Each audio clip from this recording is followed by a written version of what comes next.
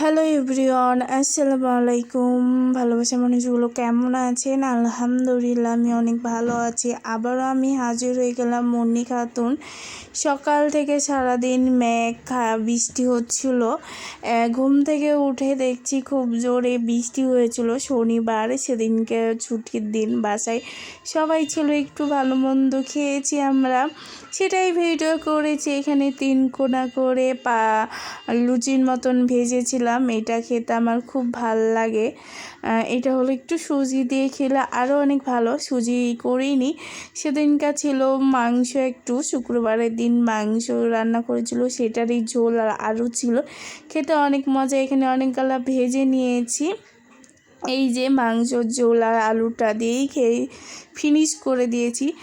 আর সবাই কমেন্টে জানাবেন শনিবারে কি করেছেন না করেছেন অবশ্যই।